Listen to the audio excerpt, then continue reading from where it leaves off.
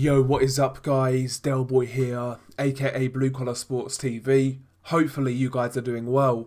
If you're new here, smash that like, hit subscribe, all of that good stuff. So Nathan Gorman defeats Richard Lartey by a 10-round unanimous decision. This was fairly straightforward from the get-go for Nathan Gorman. Essentially, he comprehensively outboxed Richard Lartey for 10 rounds. Now this was Nathan Gorman's first fight since July 2019. Obviously in his last fight, he got knocked out by Daniel Dubois.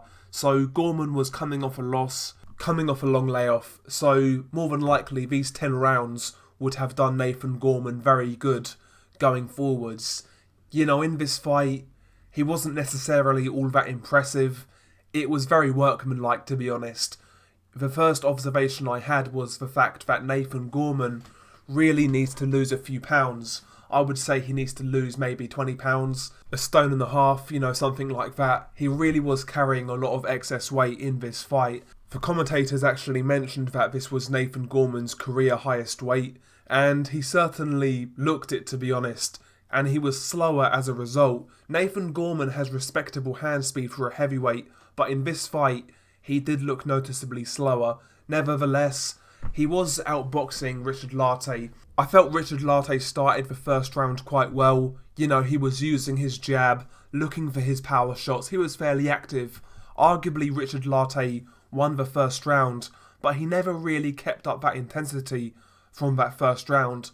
After that, he was basically looking for single power shots on the outside.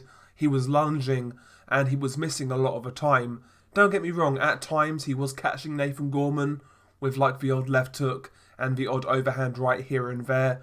But for the most part, it really was Nathan Gorman scoring with the jab, landing his check left hook, which was his best punch in this fight. And yeah, basically he was picking off Richard Lartey coming in while Lartey was swinging wildly. And yeah, no doubt who won this fight. Nathan Gorman was the clear winner. Maybe you could have argued that Richard Lartey won 2 rounds at the most. But, you know, other than that, he really didn't have all that much success. He was trying to push the fight. Richard Lartey was just far too crude, to be honest. Nathan Gorman was the more astute boxer, the more technical boxer, and the more skilled boxer. And yeah, that definitely showed in this fight. Ultimately, you know, given the layoff, I guess it will go down as a good 10 rounds for Nathan Gorman. But Gorman certainly needs to make improvements. He needs to lose some weight. And yeah, right now, I don't really see Nathan Gorman elevating beyond domestic level, if I'm being honest. He certainly needs to make a lot of improvements. This fight with Richard Lartey was a Commonwealth eliminator for the Commonwealth title.